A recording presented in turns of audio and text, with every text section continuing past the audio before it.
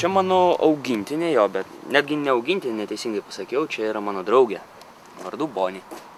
Ir mes išsiruošėm pasivaiščiot, nes jai reikia bėgiot, jinai yra pas mus didelė ir jai reikia išsibėgiot visada, tai reikia daug judesio.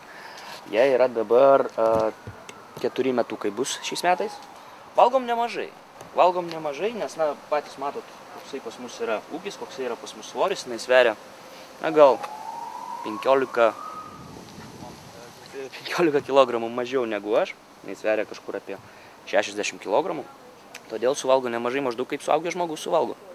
Pirmas dalykas, aišku, visada reikia atsakingai imti augintinį į savo namus, nes jeigu tu neesi tikras, kad galėsi pakankamai gerai prižiūrėti ir pakankamai gerai, nes augintinis tai reikalauja labai daug dėmesio ir vedžiot, ir maitint, ir iššukuot, ir galų gale ir pažaisti reikia, nes augintiniai bus liūdna, jeigu jisai nežais.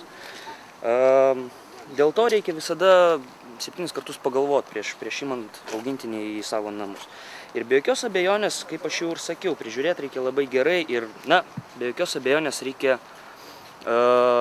su pagarba žiūrėti savo augintinį. Be jokios abejonės nereikia, aš jau net baisu man pagalvoti, mušti savo augintinį, tai yra, na, tiesiog uždrausta ir, na, reiškia, jeigu tu muši savo augintinį, reiškia, tu esi tiesiog nevertas draugystės.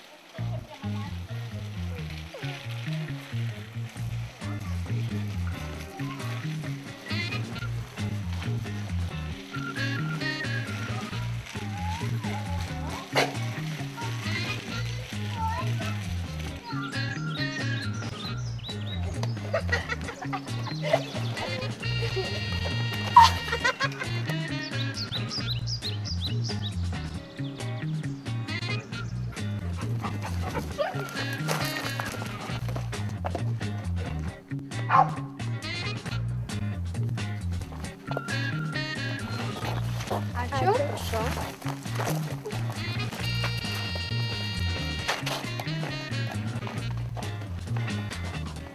Vaikai, ar jūs žinot, kaip reikia elgtis su gyvūnėliais?